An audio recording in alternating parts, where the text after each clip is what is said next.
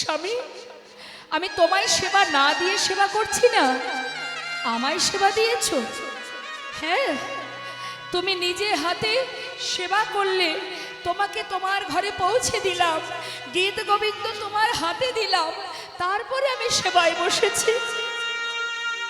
পদ্মা, বলছো কি তুমি? হ্যাঁ স্বামী, তুমি ফিরে এসে বললে, পদ্মা ঘরে জল থাকলে স্নান করিয়ে দাও, বাকি শ্লোক আমায় পূর্ণ করতে হবে। নিজে হাতে তোমায় স্নান করালাম, তোমায় সেবাও দিলাম, তারপর তুমি চলে গেলে গীত গোবিন্দ পূর্ণ করতে, আর আমি সবে সেবায় বসলাম। পদ্মা, আমি গীত গোবিন্দ পূর্ণ করেছি, বলছো কি তুমি? হ্যাঁ স্বামী, ছুটতে ছুটতে মন্দিরে প্রবেশ করে সেই গীত গোবিন্দ হাতে তুলে দেখছে লেখা আছে, দেহি পদ পল্লব মোদার, দেহি পদ পল্লব মোদার, দেহি পদ পল্লব মোদন। পদ্মা, পদ্মা, পদ্মা একবার এসো, পদ্মা, পদ্মা তুমি একবার এসে দেখে যাও। দেখো পদ্মা, আমার গীত গোবিন্দ পূর্ণ করা হয়ে গেছে। পদ্মা, চেয়ে দেখো পদ্মা, এই দেখো। তোমার হঠাৎ চারিদিকে ঘুরে ঘুরে দেখছে দরজাটা খোলা, সে কিন্তু চোখে যেটা দেখেছে সেটাই করছে। বাবা দেখেছি দরজা বন্ধ করে সেবা দেয়। দাঁড়াও দাঁড়াও, দরজাটা খোলা আছে, তাই তুমি আসছো না, দাঁড়াও। আবার দরজাটা বন্ধ করে দিল। গোপীনাথ, এবার তো এসো, এমন করে দাঁড়িয়ে থেকো না। দেখো আমি অনেক কষ্ট করে রান্না করেছি, কোনো দিন করিনি আমি। এসো না গোপীনাথ, ও গোপীনাথ। এমন করে ডাকছে মা। এমন করে যদি মনে প্রাণে কেউ স্মরণ করে, ভগবানকে আর দূরে থাকতে পারে গো? পারছে না মা, মনের মধ্যে চঞ্চল হয়ে উঠেছে, প্রভু আমি কি যাব না, যাব না, আমি কি করব? ভক্ত এমন করে আমার কাছে এসে অনুনয় বিনয় করছে, কাতর সুরে ডাকছে, কখনো রেগে গিয়ে ডাকছে, কি করব, আমি কি যাব না, যাব না। দোটানায় প্রভু আমার পাথরের মধ্যে দাঁড়িয়ে আছে। কি হলো, শুনতে পাচ্ছ না? কখন থেকে ডাকছি, শুনতে পাচ্ছ না? আমার কষ্ট হয় না? কি ভেবেছো কি তুমি? রেগে গেছে, কি মনে করেছো? শোনো, ভালোই ভালোই বলছি, যদি পারো চলে এসো, না হলে আমি যেমন না খেলে বাবা আমাকে লাঠি দিয়ে মেরে মেরে খাওয়ায়। দাঁড়াও। মন্দির থেকে বাইরে বেরিয়ে প্রচণ্ড ক্রোধের বশে একটা লাঠি জোগাড় করেছে। লাঠিটা নিয়ে মন্দিরে ঢুকে গোপীনাথের সামনে ধরে বলছে, দেখতে পাচ্ছ কি আছে? ভালো চাও চলে এসো, না হলে এই লাঠি দিয়ে আমি তোমাকে মেরে মেরে দিয়ে আসবো। থাকতে পারছে না প্রভু, আর থাকতে পারছে না। একমাত্র ভক্তই পারে ভগবানের কাছে জোর খাটাতে। পাথরের মধ্যে প্রভু আমার এতক্ষণ অপেক্ষায় থাকতে থাকতে প্রভু চঞ্চল হয়ে উঠেছে। আমার ভক্ত আমার জন্য লাঠি এনেছে, আমাকে মেরে মেরে খাওয়াবে। আমি আর পারছি না, এবার আমায় যেতেই হবে। প্রভু আমার বিগ্রহ থেকে সচল মূর্তি ধারণ করে পাতাসনে এসে বসেছে। পাশে দাঁড়িয়ে রঘুনন্দন মনে মনে চিন্তা করছে, দেখেছো, লাঠির ভয় দেখিয়েছি, ভয় পেয়ে চলে এসেছে। খেয়ে নাও। একটুখানি মুখে দিতে না দিতেই রঘুনন্দন জিজ্ঞাসা করছে, কেমন হয়েছে গোপীনাথ? ভালো হয়নি তাই না? প্রভু চোখের জলে বুক ভাসিয়ে কেঁদে কেঁদে বলছে, ভক্ত এতদিন আমি এই ঘরে আছি, কিন্তু এমন অমৃত আমি কখনো পাইনি।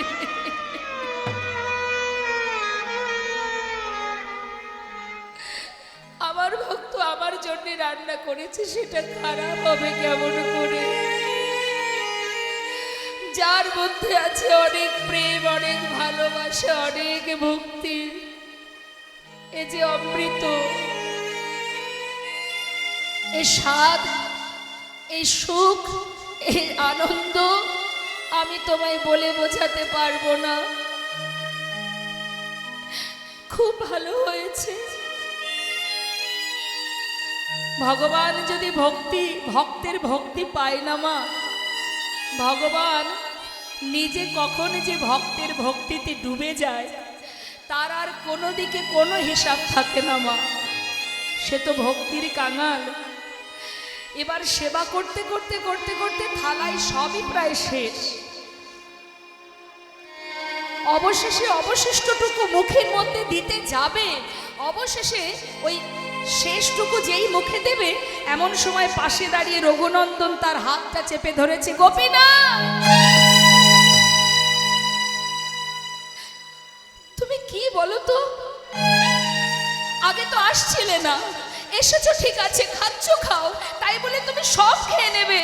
এখনো আমি খাইনি, বাবা খায়নি, পুরোটাই তো তোমায় দিয়েছি, আমাদের জন্য একটু রাখলে না?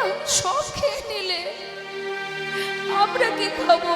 আমার বাবা কি খাবে বলো?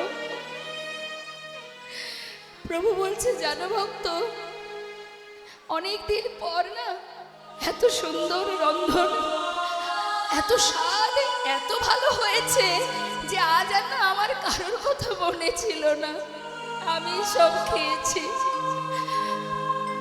আচ্ছা ঠিক আছে, আমার ভুল হয়ে গেছে, যেটুকু হাতে আছে এটুকু আমি তোমার জন্য রেখে গেলাম, তুমি খেও, কেমন? যেই না মা অবশিষ্টটুকু রেখে ভগবান পাথরে মিলিত হলেন, পাত্রে তো বেশি ছিল না, সেটুকু সেবা করে ভালো করে থালাটা ধুয়ে গুছিয়ে রেখে চলে এসেছে। যথাসময় মুকুন্দ দাস গ্রামের কাজ সেরে ঘরে ফিরেছে। এসে ডাকছে, রঘুনন্দন বাবা, সেবা দিয়েছিস? হ্যাঁ, যা, আমার বড় কাজটা করেছিস তুই, আমার যে কত বড় উপকার হলো রে। যাক শোন, সারাদিন না খেয়ে আছি, কোথাও একটু প্রসাদ জোটেনি, আমি একটু হাত পা ধুয়ে আসি, আমার জন্য প্রসাদ নিয়ে আয়। বাবা, আজ আর প্রসাদ নেই। কেন নেই?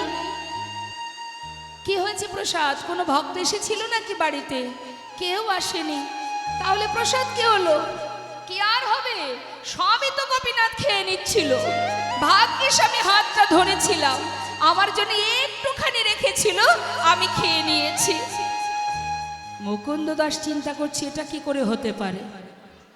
আমি তো প্রতিদিন সেবা দিয়েছি, সে তো খাই না, আর আজ আজ আমি ঘরে নেই, আজই গোপীনাথ খেলো। ঠিক আমার ছেলে মিথ্যা কথা বলছে। ছি ছি ছি, আমি এমন সন্তানের জন্ম দিয়েছি যে আমায় মিথ্যা বলল? সে তো পাথরের বিগ্রহ, সে কথা বলে না, চলতে পারে না, সে কি করে খাবে? আমার ছেলে নিজে খেয়ে পাথরের বিগ্রহের নামে দোষ দিচ্ছে। যার যেমন ভাব বাবা, তার তো তেমন এলাম। না হলে এতদিন তো সে আসতো, সে খেত, তবে আজ কি করে খেলো? নিশ্চয়ই আমার ছেলে খেয়ে পাথরের বিগ্রহের নামে দোষ দিচ্ছে। মনের সন্দেহটা মনে রেখে ছেলেকে হাতে নাতে তার অপরাধ ধরবে বলে পরের দিন একটা বুদ্ধি আটলেন। বললেন, রঘুনন্দন বাবা, আমাকে আজও যেতে হবে গ্রামে, কাজ আমার শেষ হয়নি। তা শোন, আজ আর তোকে রান্না করতে হবে না, আমি ঘরে নাড়ু তৈরি করে রেখেছি, গোপীনাথ নাড়ু খেতে ভালোবাসে, তুই আজকে নাড়ুটা ভোগ দিয়ে দিবি, কেমন? ঠিক আছে ঠিক আছে বাবা, তোমার চিন্তা নেই। গোপীনাথের এই কথাটা বলে মুকুন্দ দাস গ্রামের কাজে যায়নি মা। ঘর থেকে বেরিয়ে মন্দিরের পিছনে দেয়ালে কান পেতে দাঁড়িয়ে আছে। কেন? আজ সে শুনবে তার ছেলে যখন মন্দিরে যাবে আর কোনো দ্বিতীয় ব্যক্তির কণ্ঠস্বর শোনা যায় কিনা। হরি বল।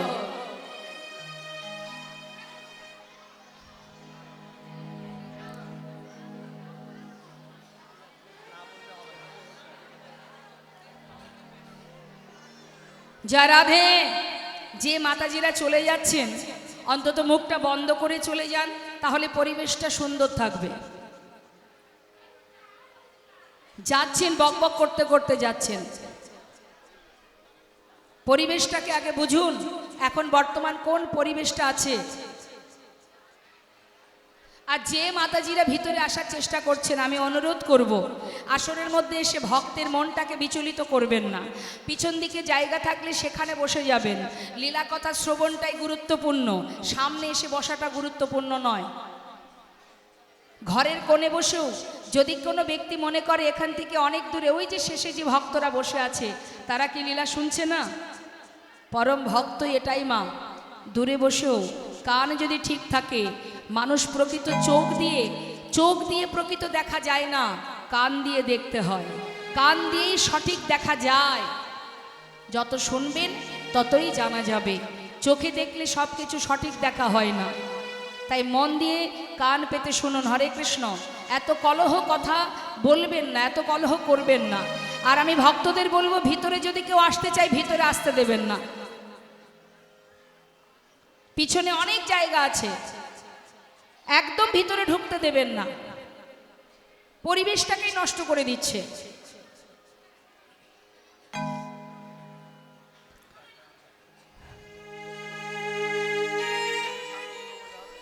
তোমা আপনারা ঘন্টার পর ঘন্টা বসে আছেন, কখন থেকে এসেছেন বসেছেন, আর যারা এখন আসছে তারা এইখানে আসার জন্য চেষ্টা করছে। এটা কোনো কথা, যুক্তির কথা? আর এত সুন্দর একটা শান্ত পরিবেশ, ভক্তির পরিবেশ, যেখানে ভক্তি বরিশন হচ্ছে, আর সেখানে এসে কোনো না কোনো মাতাজি, কোনো না কোনো ভক্ত এসে সেখানে কলহ তৈরি করছে। এটা একেবারে অপরাধ। জয় রাধে। এবার কি করলেন মা? ওই 12 বছরের ছেলে অনেকের ঘরেই আছে, বাবার কথা মতো পাত্রে নাড়ু সাজিয়েছে, মন্দিরে ঢুকেছে, মন্দিরে নাড়ুর পাত্রটা রেখেছে, ডাকছে গোপীনা, ও গোপীনা শোনো, আজ কিন্তু আর ডাকতে পারবো না। কাল যে এসেছিলাম আজও আমি এসেছি, আজ কিন্তু আর ডাকবো না। চিনতে পারছো আমায়? ওই যে কাল এসেছিলাম, শিগগির এসো। জানো আজকে বাবা তোমার জন্য নাড়ু পাঠিয়েছে, তুমি নাকি নাড়ু খেতে ভালোবাসো, শিগগিরই এসো। ভগবান বললেন, ভক্ত পাথর থেকে সচল মূর্তি ধারণ করলেন মা, ধারণ করে পাতা আসনে বসলেন, বসে বললেন, ভক্ত কেউ যদি আমাকে ডাকার মতো একবার ডাকে, আর তার সেই ডাক যদি আমার কানে এসে একবার পৌঁছে যায়, ভক্ত যদি কোনোদিন আমাকে ভুলেও যায়, সেই ভক্তকে আমি জনম জনম ভুলি না। তোমাকে আর ডাকতে হবে না, আমি এসে গেছি।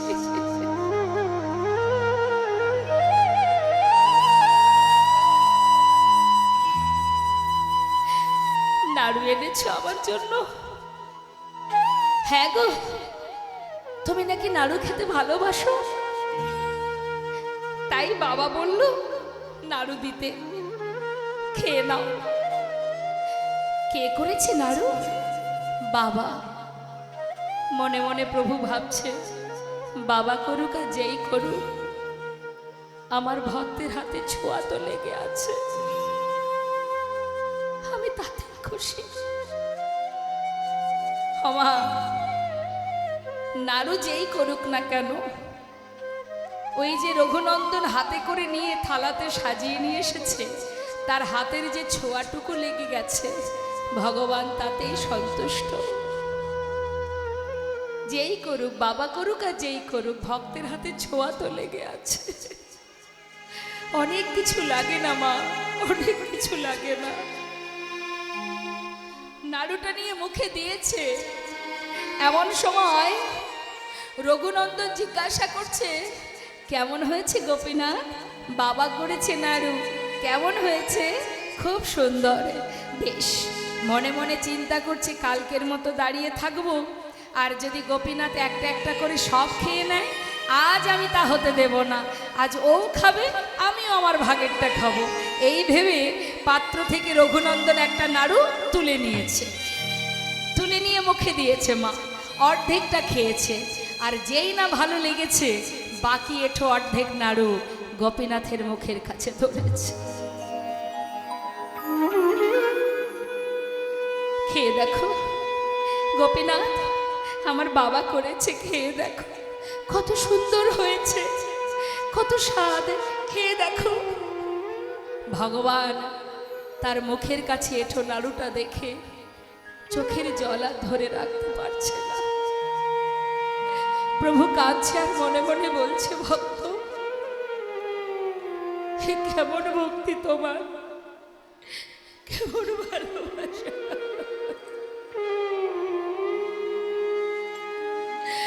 নিজের মুখের উচ্ছিষ্ট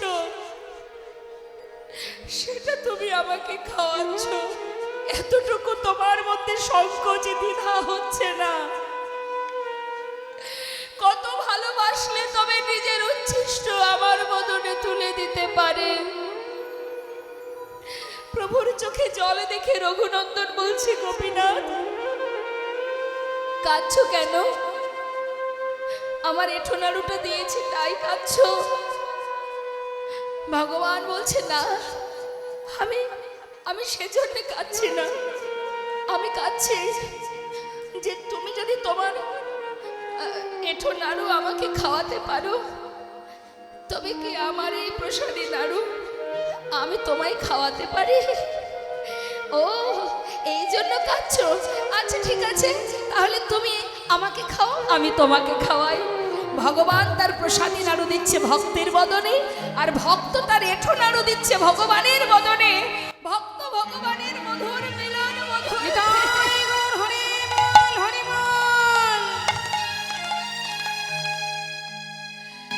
সেই অপূর্ব লীলা দর্শন করার জন্য মুকুন্দ দাস দেয়ালের পিছনে কান পেতে হঠাৎ দ্বিতীয় কোনো একজনের কণ্ঠ শুনে চিৎকার করে উঠলেন, কে? কার কণ্ঠ শোনা যায়? ছুটে এসে মুষ্টাক হাতে দরজা খুলেছে। তার আগেই ভগবান অর্ধনাড়ু হাতে নিয়ে আবার মিলিত হয়েছে বিগ্রে। যার হাতে ছিল বাঁশি তার হাতে অর্ধনাড়ু দেখে ছুটে গিয়ে রঘুনন্দনের পা দুটি জড়িয়ে ধরে মুকুন্দ দাস কাঁদছেন, ওরে রঘুনন্দন আমায় তুই ক্ষমা করে দে, রঘুনন্দন ক্ষমা করে দে। আমি তোকে চিনতে পারিনি, আমি তোকে পরীক্ষা করেছি।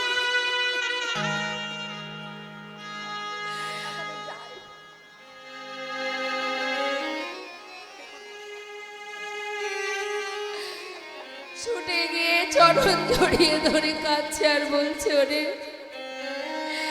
যাকে এতদিন আমি সেবা দিয়েছি সেই সেবা আমার অযোগ্য হয়ে গেছে।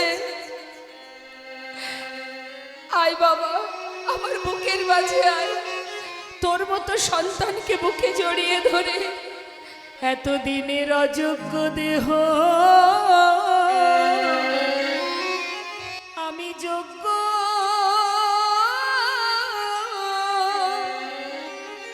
যোগ্য করি। এতদিনের অযোগ্য দেহ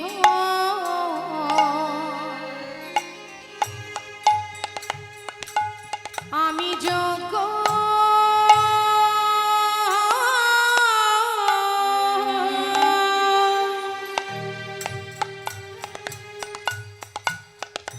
আমি যোগ্য করি। তোর মতো ভক্ত সন্তানে আমি জড়ায়ে ধরে এতদিনের অযোগ্য দেহ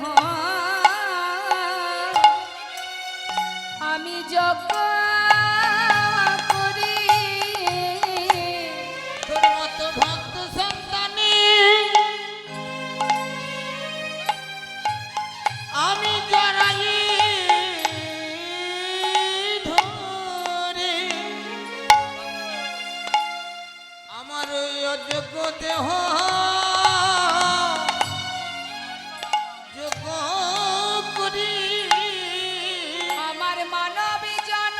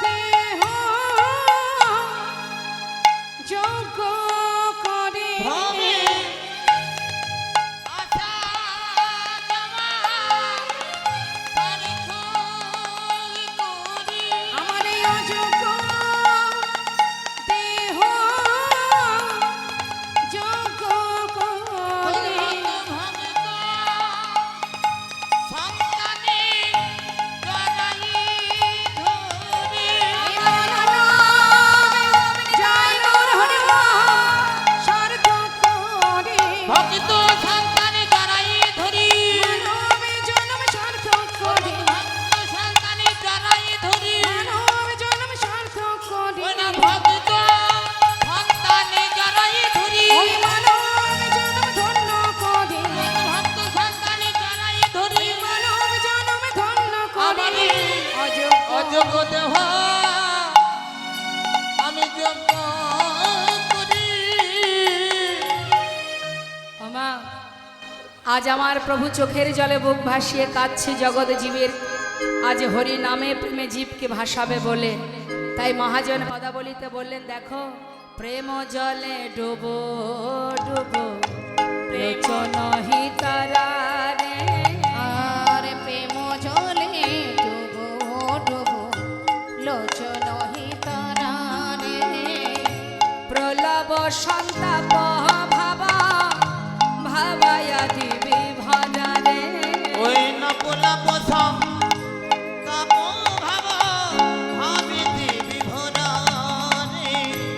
এই রূপে উদ্ধারিল যত নর নারী রে।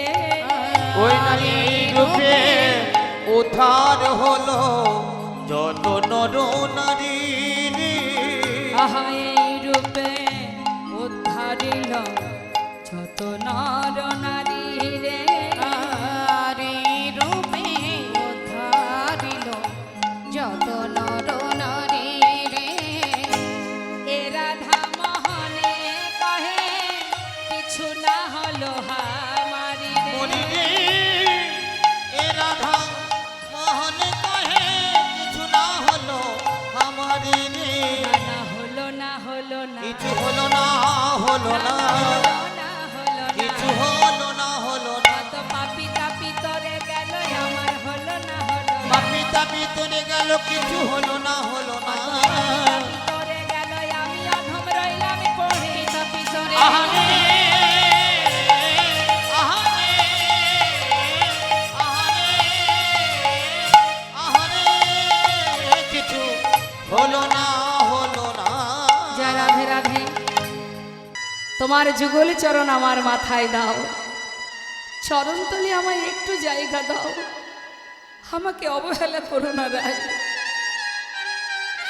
এই পদটি লিখেছিলেন কবি জয়দেব তার গীত গোবিন্দে, কিন্তু এই কথাটুকু তিনি লিখতে পারেননি। অনেক বড় গীত গোবিন্দ লিখেছিলেন, এই দেহিপদ পল্লব মোদারম এই কথাটা কিন্তু বৈষ্ণব লিখতে পারেনি মা। কারণ তার মনের মধ্যে দোটানা হচ্ছে যে বিশ্ব ব্রহ্মাণ্ডের মালিক, তার মাথায় একটা রমণীর চরণ কি করে আমি দেব? এটা সম্ভব নয় যে ভক্তের চরণ ভগবানের মাথায় কি করে আমি দেব। গীত গোবিন্দ লিখেছে, এত বড় গীত গোবিন্দ লিখেছে, বদসী যদি কিঞ্চিদপি দন্ত রুচি কৌমদি হরতি দরতি তিমিরমতি ঘরম স্ফুরুদ্ধর সিধবে তব বদন চন্দ্রিমা লোচরতি লোচন চকরম প্রিয়ে চার শিলমঞ্জময়ী মানমণি দানম তমসী মম জীবন তমসী মম ভূষণ তমসী মম ভব জলধি রত্নম সারগারলে খণ্ডনাং মম শিরসি মণ্ডনাং। আর পারছে না, দেহি পদপল্লব মদারম। কি করে লিখবো আমি? এটা কি করে সম্ভব? একটা রমণীর চরণ অনাদি আদি অনন্ত কোটি বিশ্ব ব্রহ্মাণ্ডের মালিক, তার মাথায় কেউ দিতে পারবে? আপনারা পারবেন মা নিজের চরণ ভগবানের মাথায় তুলে দিতে? হরিবল হরিবল হরিবল। ভক্তই পারে ভগবানের অঙ্গে চরণ দিলে দিতে, তার প্রমাণ ভৃগমণি দিয়েছিলেন না? সোজা গিয়ে একেবারে ভগবানের হৃদয়ে গিয়ে এক লাথি দিয়েছিলেন।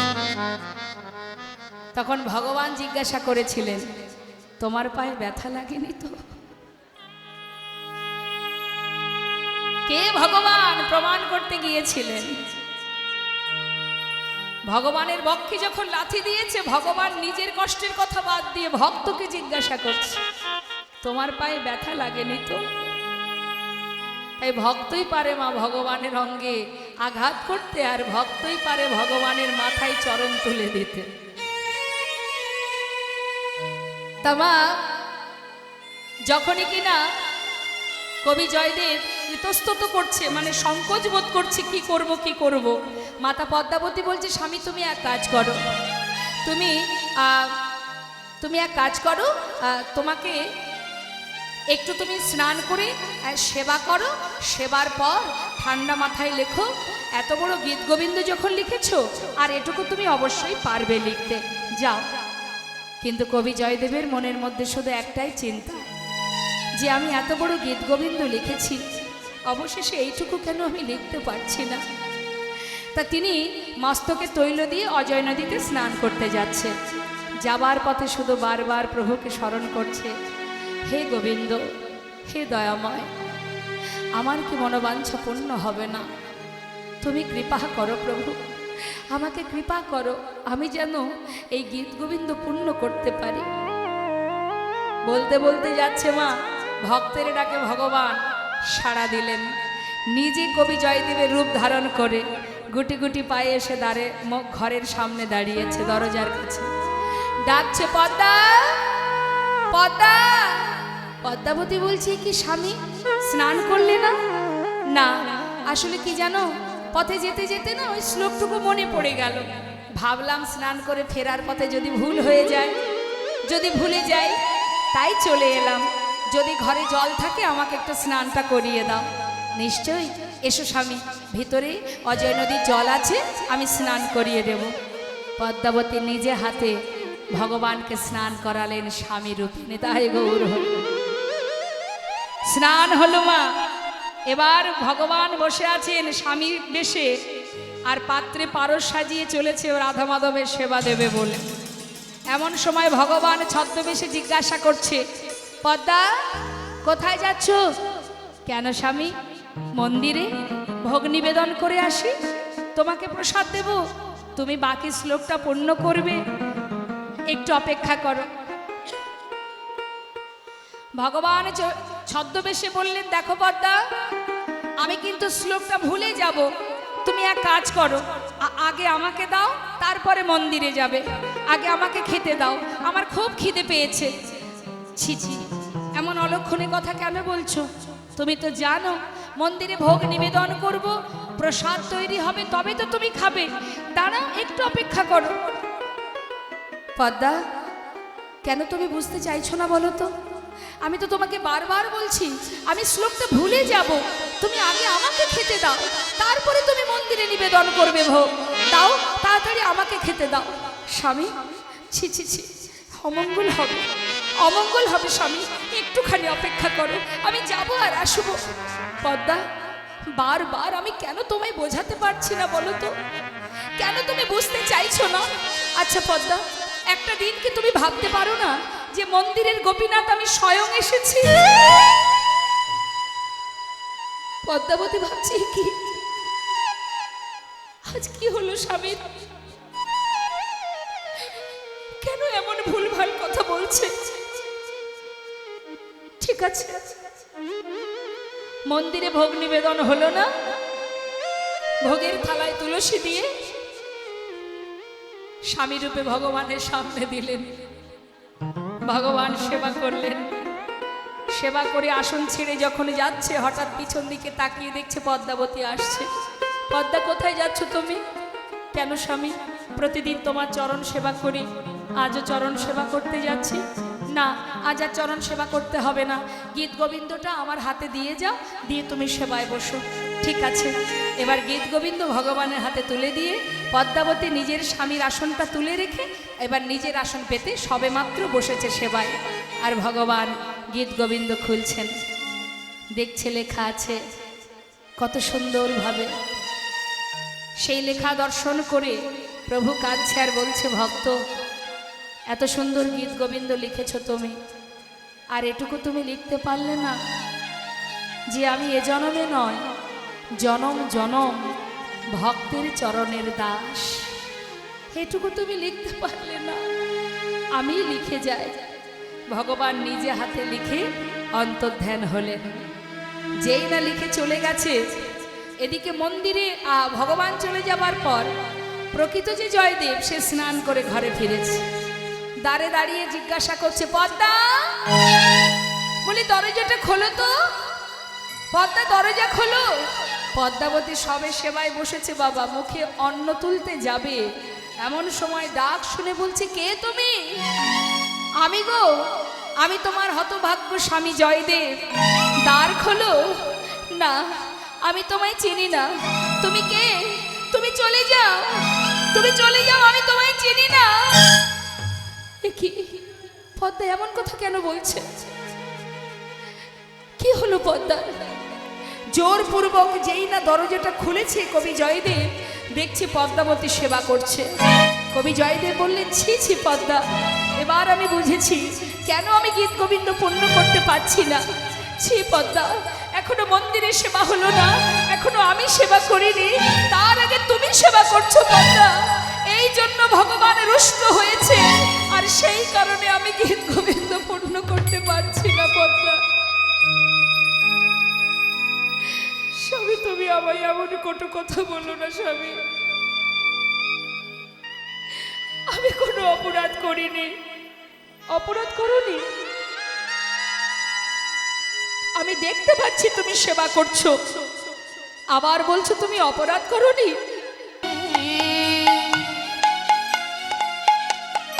ওই বাঁকা লেখা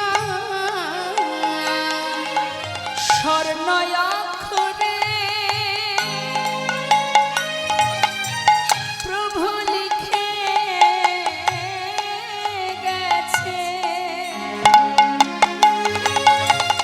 আজি বাঁকা করে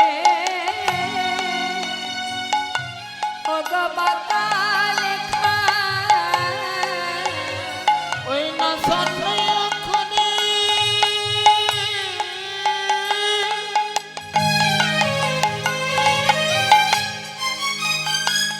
বহু লিখে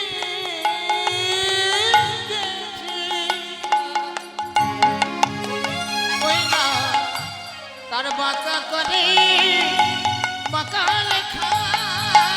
আমার মনোবাসনা পুরাইছে, আজ বাঁকা করে লিখে গেছে। আমার মনোবাসনা পুরাইছে, বাঁকা করে লিখে গেছে। আমার মনোবাসনা পুরাইছে, বাঁকা করে ওই মনোবাসনা পুরাইছে, ছেলে বাঁকা করে লিখে গেছে। ওই মনোবাসনা পুরাইছে। তার বাঁকা করে বাঁকা লেখা। বাবা, ভক্তবৃন্দ, সমস্ত মন্দিরের ভক্তবৃন্দরা যাচ্ছে আপনাদের কাছে। আগেই বলেছি মা, ভক্তের ভিক্ষা ভগবান ভালোবাসে, আর নতুন করে বলা লাগবে না। সবার কাছে যাবে, সবাই প্রাণ ভরে, যিনি আমাদের পিতা, পিতার জন্য ঠিকঠাকভাবে ভালোবেসে ভক্তি ভরে মুক্ত হস্তে আপনারা সেবার জন্য আপনাদের অর্থ দান করুন।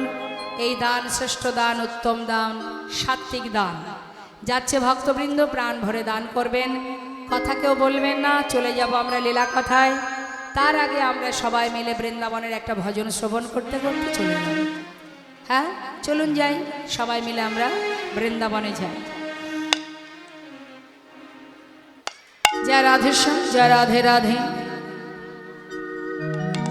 বৃন্দাবন ধাম অপার, জপে যা রাধে রাধে।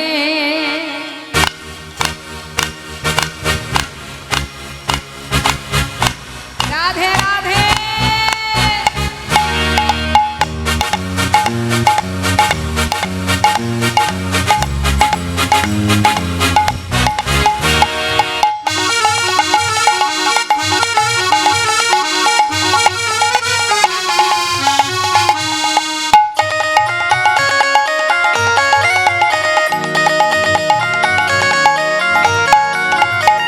বৃন্দাবন ধাম, বৃন্দাবন ধাম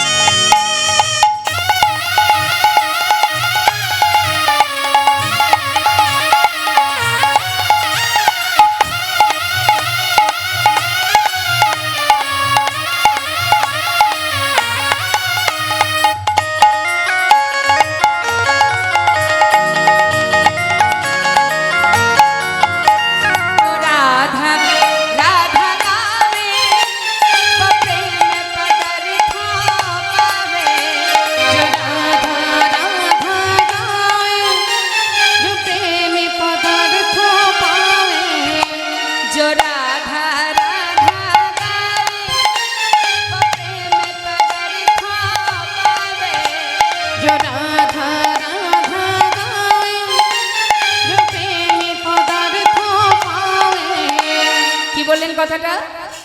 যে রাধা নাম গাইবে সে অনায়াসে কৃষ্ণ প্রেম লাভ করবে। তার মানে ভজতে গেলে রাধা ভজন করতে হবে, তাই না? যদি রাধাকে ডাকতে পারো, রাধার মনকে জয় করতে পারো, তাহলে অনায়াসে কৃষ্ণ প্রেম পাওয়া যায়। একটার সঙ্গে একটা ফ্রি। বাজারে যেমন কলগেট কিনতে গেলে কলগেটের সঙ্গে কি পাওয়া যায়? Brush free. রাধা নাম করলে কৃষ্ণ নাম ফ্রি। হ্যাঁ, তাহলে গাইতে হবে তো, जो राधा राधा गाए वो प्रेम पदार्थ पावे। जो राधा राधा गाए जो प्रेमी पदार्थ पावे। वो कहे जाए बेड़ा पार जब राधे राधे वो कहाँ जाए हो जाए मेरा पार जो पी जा राधे राधे।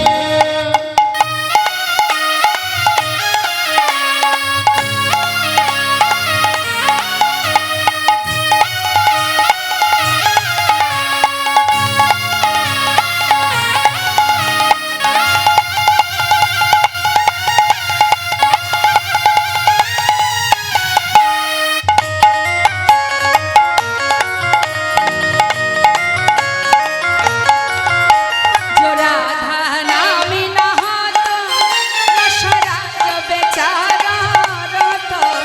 जो राधा नाम न होतो रसराज बेचारा रोतो। আমার কথাটা কি বলছেন? যে রাধা নামে না হতো, অর্থাৎ রাধা নাম যদি বৃন্দাবনে না থাকতো, রসরাজ বেচারো হতো, অর্থাৎ রসরাজ গোবিন্দ সে কিন্তু বৃন্দাবনে থাকতেন না। ওই রাধা নাম আছে বলেই গোবিন্দ আছে। নাহি হতো নাহি হতো নাহি হতো কৃষ্ণ অবতার जो জবে पी जा राधे राधे नहीं हो तो कृष्ण अवतार जो पी जा राधे राधे वृंदावन धाम अपार जो पी जा राधे राधे भजे जा राधे राधे हाय भजे जा राधे राधे भजे जा राधे राधे। जो पी जा राधे राधे। নুপুরের ধ্বনি শুনি পথে নিতে তুমি করো গতাগতি নপুরের ধ্বনি শুনে। ওই রাধা শনে বা আমাকে নৈরাশ আমি বঞ্চি একা কিনি। ওই না রাধার শোনে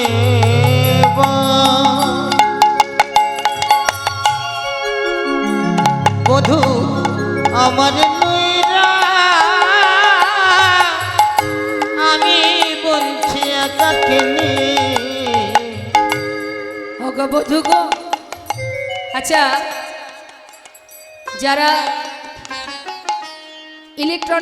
ইলেকট্রিক্সের দায়িত্বে আছেন তাদেরকে বলবো ফ্যানগুলো চালিয়ে দিন। ভক্তদের কষ্ট হচ্ছে, যিনি আছেন এই দায়িত্বে ফ্যানটা চালিয়ে দিন।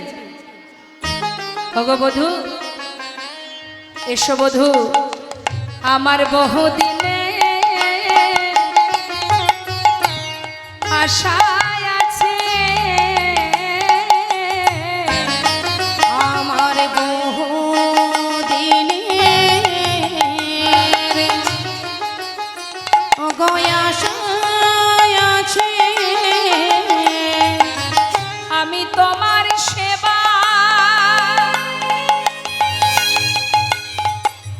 দেব বলে বধূ আশা করে বসে আছি। বহুদিনের আমার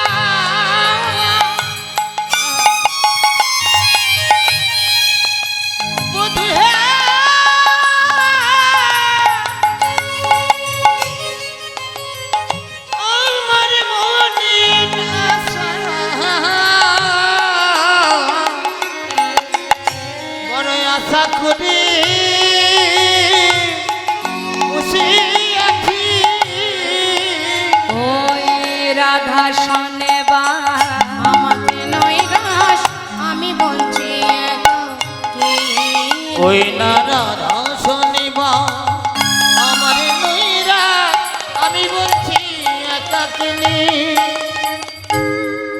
বুঝতে পারছি চন্দ্রা, তুমি আজকের দিন আমায় ছেড়ে দাও, আমি কাল এসে তোমার মনোবাঞ্ছা পূর্ণ করব। বধূ, এ তুমি কি বললে? পথে যেতে যেতে কোনো ভিখারি যদি মূল্যবান কোনো সম্পদ পায় সেটাকে ফেলে রেখে চলে যায়? আজ যখন তোমায় পেয়েছি, আজ আমি আর তোমায় ছাড়ব না। ওমা, ভক্তি ভরে যদি কেউ ভগবানকে সেবা দেয়, ভগবান বাধা পড়তে বাধ্য। ধরা পড়ে গেছে, আজ চন্দ্রাবলী গোবিন্দের কাছে পেয়ে চোখের জলে বুক ভাসিয়ে কাঁদছে, আর ভগবান সব সহ্য করতে পারে, চোখের জল সইতে পারে না। ধরা পড়ে গেছে, সারা রাত সেবা চলছে, আর এদিকে কি অবস্থা? শ্রীমতী রাধারানী কুঞ্জ সাজিয়ে বসে আছে। সুন্দর করে কুঞ্জ সাজিয়ে বসে বসে দেখতে দেখতে নিশি 10 দণ্ড পার হয়ে এবার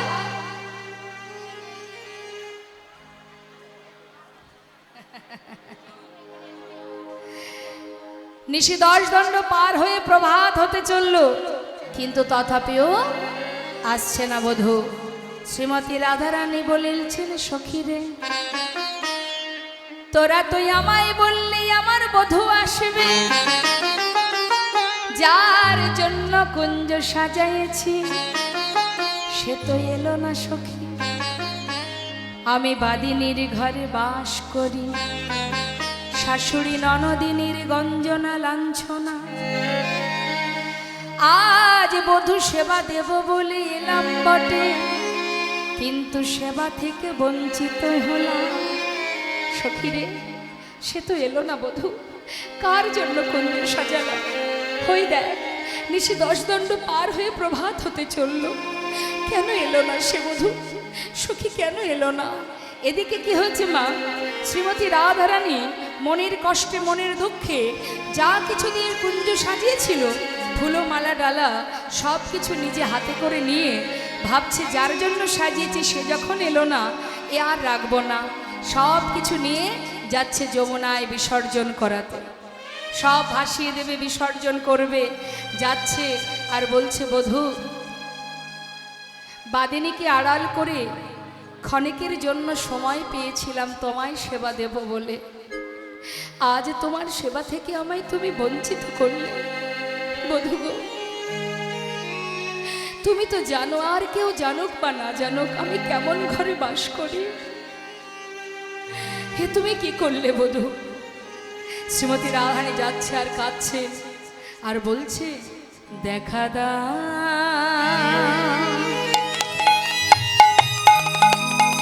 ও গো রাধে,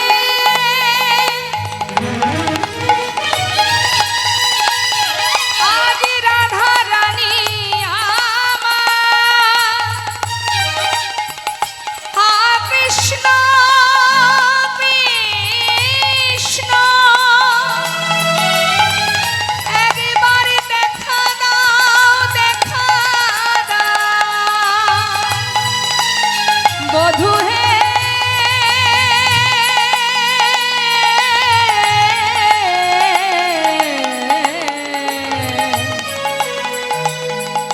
ওগো পরাণ বধূ আমার, দেখা দাও, দেখা দাও,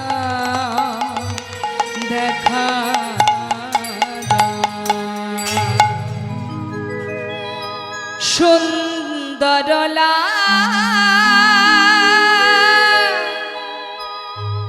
যশোদা দুলা, বৃন্দাবন বিহারী,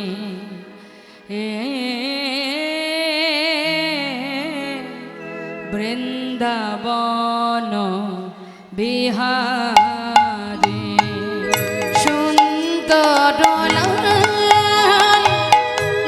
যশোদা দোলাল,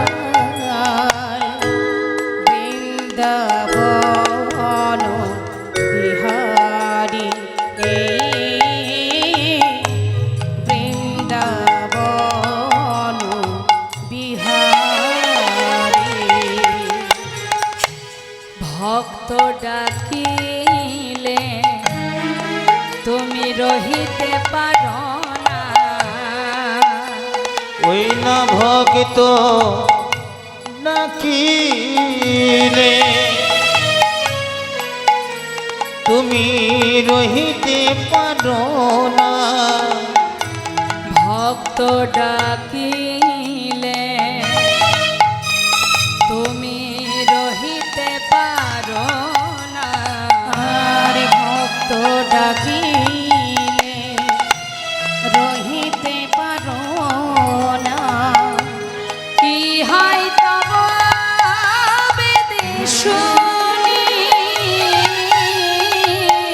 কি হয় তব বেদে শুনি, বৃন্দাবন বিহারী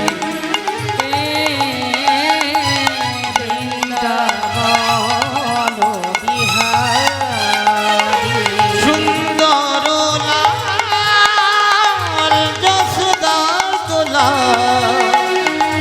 বৃন্দাবন বিহারী বৃন্দাবন বিহারী তুমি একবার আসিয়া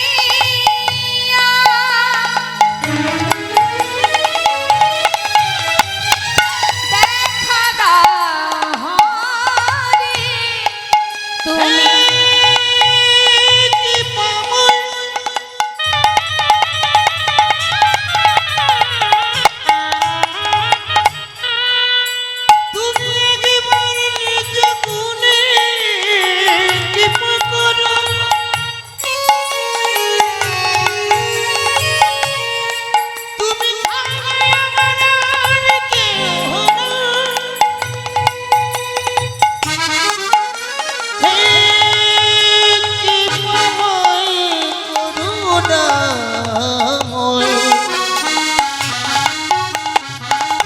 তুমি একবার নিজ গুণে কৃপা করো।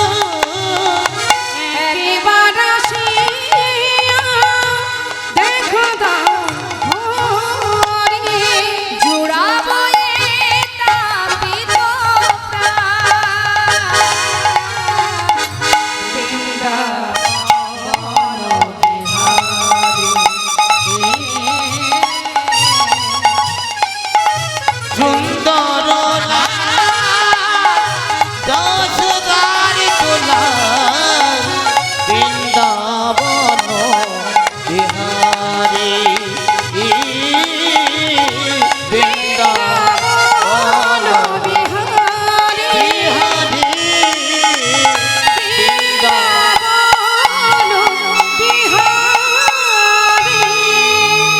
যমুনার ঘাটে এসে সমস্ত ফুলো ডালা মালা চন্দন যেই না জলে ফেলে দিল, আবার যমুনা এক ঢেউ সেটা তুলে দিল। কেন দিল মা? বললেন, নিজ রূপ ধারণ করলেন যমুনা, স্বরূপ ধারণ করে বলে উঠলেন, হে রাধে, তুমিও কৃষ্ণ প্রেয়সী, আমিও কৃষ্ণ প্রেয়সী, কিন্তু তোমার বাসনা আমার বাসনা এক নয়।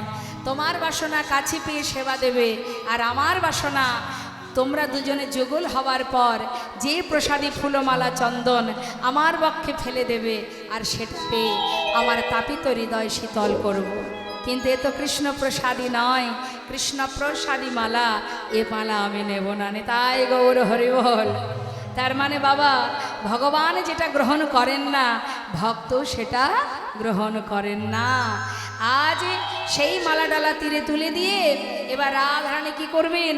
সমস্ত মালা ডালা তীরে ফেলে রেখে রাধারানী সখীদেরকে নিয়ে আবার কুঞ্জে এলেন।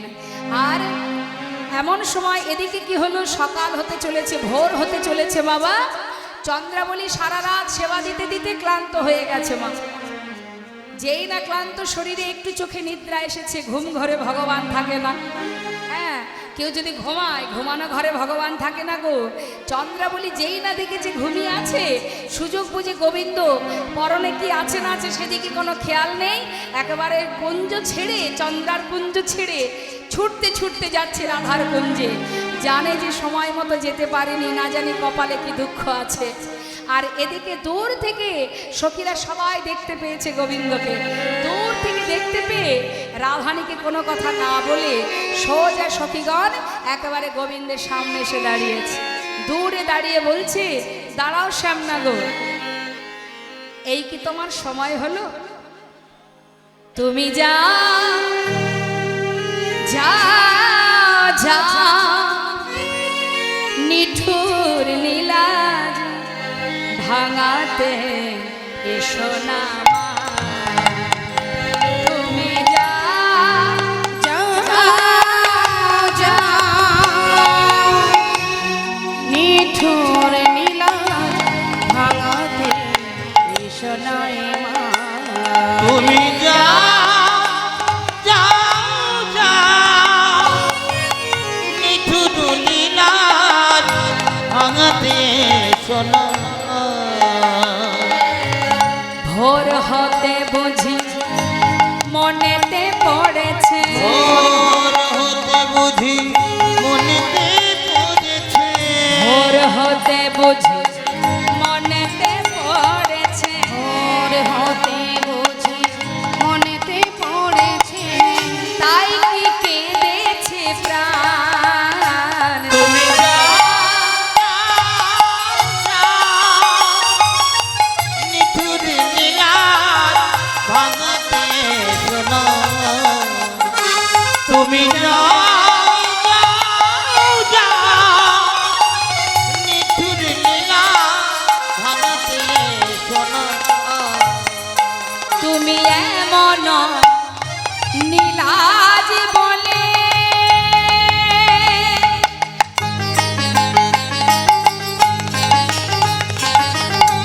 হরে হে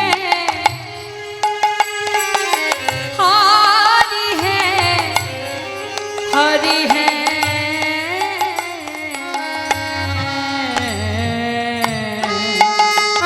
তুমি এমন নীলাজ বলে বলকার কুঞ্জে নিশিত পিলে। তুমি এমন নীলাজ বলে বলো কার কুঞ্জে নিষেজ পেলে, মুখে বলো শুধু রাধারি কান্ত। মুখে বলো শুধু রাধারি কান্ত। মুখে তো বেশ বড়াই করো, তুমি রাধার নাথ রাধার নাথ। আজ বুঝেছি বধূ, মুখে বলো শুধু রাধারি কান্ত। ওই না মুখে বলো শুধু রাধার কান্ত। এই তো তোমারি কাজ। তুমি যাও যাও যাও নিঠুর নীলা ভাঙাতে সোনা। তুমি যাও যাও নিঠুর লীলার ভাঙাতে শোনো। তুমি যাও। গোবিন্দ বুঝতে পেরেছে সময় মতো আসতে পারেনি, সাজা আমার ভালো মতোই হবে। সেই কি করেছে, গুটি গুটি পায়ে রাধার মন্দিরে এসে পৌঁছালেন কুঞ্জে। এবার যেই না কুঞ্জে এসেছে, রাধারানী দূর থেকে একটু হালকা করে দেখেছে যে পরনে নীল শাড়ি পরা। তা নীল শাড়ি কে পরে বলাই দাদা। তা ভেবেছে দাদা আসছে, একেবারে বড় করে ঘোমটাটা দিয়েছে। ঘোমটা টেনে রাধারানী ঘোমটা টেনে জিজ্ঞাসা করছে, সখীদের বলছে, আয় সখী বসতে দে। আসন পেতে বসতে দিয়েছে বাবা। আর যেই না বসতে দিয়েছে, ভেবেছে মনে হয় যাক সময় মতো আসতে পারেনি, ভেবেছিলাম না জানি কপালে কি দুঃখ আছে, যাক আসন পেতে বসতে দিয়েছে মানে কিছু বলবে না। আর রাধারানী ঘোমটা টেনে জিজ্ঞাসা করছে, বধূ আহা দাদা, মা রোহিণী মা কেমন আছে? মা ভালো আছে, মায়ের কুশল বলুন দাদা। গোবিন্দ বলছে, সর্বনাশ, তাই তো বলি আসন পেতে বসতে দিল কেন? হ্যাঁ, আমায় চিনতে পারিনি। বলি, ও রাধে, আমি বলরাম নই, বলরাম নই, রাম অনুজ, রামের ছোট ভাই। যেই না বলেছে মা, রাধারানী ঘোমটা টেনেছিলেন, ঘোমটা খুলে বধুর আপদ মস্তক একবার দর্শন করলেন। যেই না দর্শন করলেন, ওরাই বিনোদিনী মানে হইল মা, ওরাই বিনোদিনী মানে হইল মানে, বিনোদিনী মানে হইল মা।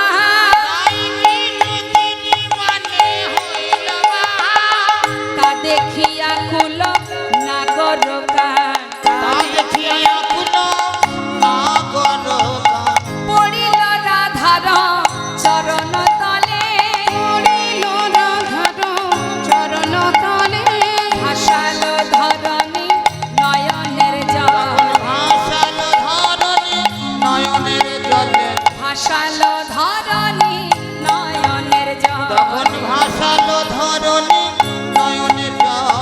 ভাসায় দিল গো, ভাসায় দিল গো, ভাসায় দিল গো, নয়নের জলে চরণ ভাসায় দিল গো, নয়নের জলে চরণ ভাসায় দিল গো, নয়নের জলে চরণ ক্ষমা করো, ক্ষমা করো, নয়নের চরণ, নয়নের জলে চরণ, নয়নের জলে চরণ।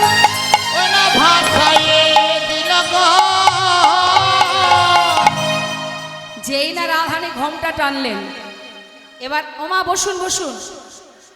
আচ্ছা বাবা, শ্রীমতী রাধানী আপাদমস্তক দর্শন করে ঘোমটাটা কেন টানলেন? রাধানীকে মান করলেন, প্রকৃত মান, যে তুমি কোথায় গিয়েছিলে, কেন গিয়েছিলে? আমাদের এই জগতের ভালোবাসা তো আর রাধারানী ভালোবাসে না মা। শ্রীমতী রাধারানী আমার ঘোমটা টানলেন এই জন্য, যার অঙ্গে চন্দন দিতে তার হাত কাঁপে, সেই অনাদি আদি গোবিন্দ, যার অঙ্গ কমল হতো সুকমল, সেই অঙ্গে ক্ষত বিক্ষতের চিহ্ন দর্শন করি আজ রাধা রানী আমার, সেই অপরূপ রূপ মাধুর্য আজ ক্ষত বিক্ষতের চিহ্ন দেখে আর রাধারানী চাইতে পারলেন না। মনে মনে বলেছেন, ওরে চন্দ্রাবলী, তুই আমার বধূ সেবা দিবি, তাতে আমার কোনো দুঃখ নাই। তুই যদি একটি বারের জন্য আমায় বলতিস, আমি নিজে হাতে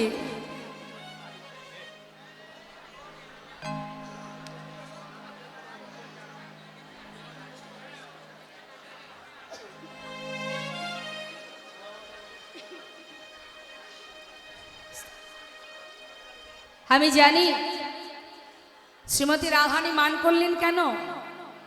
তার মান এটাই যে অঙ্গে চন্দন দিতে আমার হাতখানি কাঁপে, সে যখন চন্দ্রাবলীর কুঞ্জেই গেল, আমাকে কেন বলল না?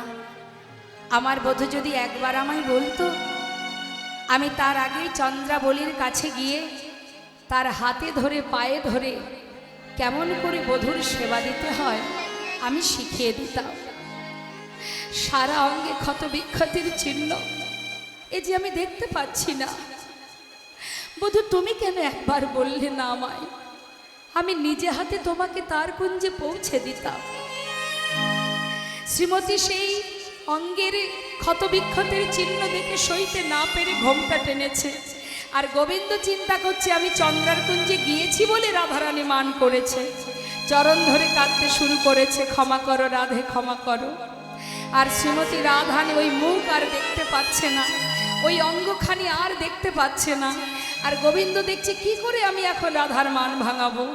চরণটা জড়িয়ে ধরে কাঁদছে, রাধে তুমি ছাড়া আমার আর কেউ নাই, ক্ষমা করো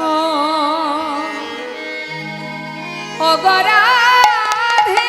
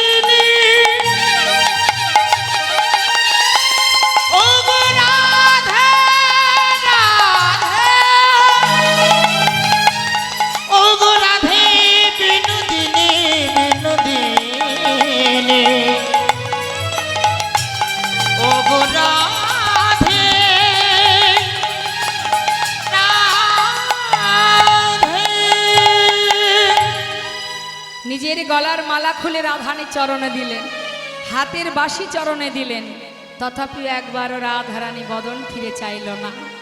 রাধারানীর মান ভাঙছে না। গোবিন্দ চরণ দুটো জড়িয়ে ধরে বলছে, রাধে, আমার মস্তকের চূড়া তোমার চরণে দিলাম, এবার তুমি ক্ষমা করো, কারণ তুমি ছাড়া আমার আর কোনো জায়গা নেই। হরি বল। কিন্তু তথাপিও রাধারানী মান ভাঙছে না।